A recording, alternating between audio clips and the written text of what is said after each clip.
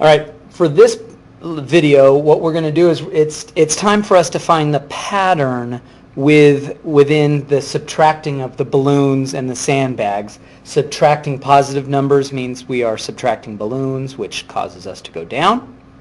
Subtracting negative numbers means we're removing sandbags, which causes us to go up. And it's time for us to kind of look for a pattern, because math is the study of patterns. And we don't want to be thinking about balloons and sandbags our whole lives.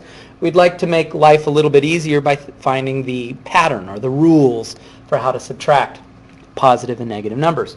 So what we're going to do is we're going to look at these examples that you might have already seen in an early video.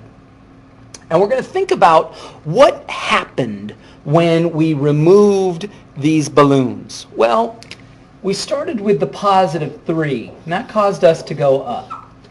But then, when we removed balloons, that caused us to go down. Well, going down, instead of removing balloons to go down, we could have added sandbags. So, removing balloons is going to give us the same result as adding sandbags. So positive 3 plus negative 8 from earlier lessons we know is negative 5. You go up 3, you go down 8, you're done, negative 5. Let's go over here. So once again, we're going to be removing balloons, and removing balloons causes us to go down. So we start off with negative 5. What else causes us to go down? Instead of removing balloons, we can add sandbags. And adding sandbags. So this says negative 5 plus negative 7. From an earlier lesson, we know that answer is negative 12. You go down 5, go down 7, your answer is negative 12. Moving over here, now we're going to be removing sandbags. And if you remove sandbags, that causes you to go up. What else causes you to go up? Adding balloons. So negative 4 is still negative 4, but instead of removing sandbags to cause us to go up, we're going to add balloons. Negative 4 plus positive 9 from an earlier lesson, we know that answer is positive 5. Same answer here. By the way, look at this, same answer. Look at this, same answer.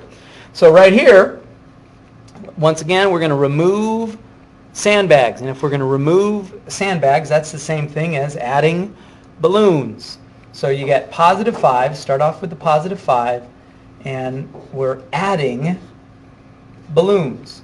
So removing sandbags causes us to go up, but that's the same thing as adding balloons. So positive 5 plus positive 4, that's like first grade. You add, and you get positive 9. So now what we have to do is we have to kind of look for patterns. Look at these 4 pieces of examples, 4 pieces of data. And we have to find a pattern. Well, let's see. If you want, by the way, pause and see if you can find the pattern on your own. Otherwise, I'm going to tell you the pattern right now. Here we go. This number stays the same. This number stays the same. This number, negative 4, still negative 4.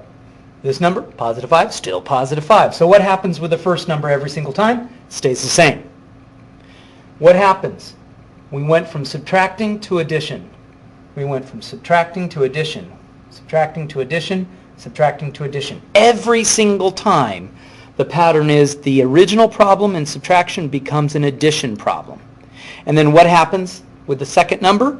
Well, this positive 8, this becomes negative 8. This becomes positive 7. It starts out positive 7, becomes negative 7. This starts out as negative 9, it becomes positive 9. Here it starts out negative 4, ends up positive 4. So 3 things happens every single time. The first number stays the same. The minus sign turns to a plus sign. And the second number turns to its opposite. So up here, the positive numbers becomes a negative. Down here, the negative becomes a positive. First number, I'm going to say it again, first number never changes. Only the second number does the changing.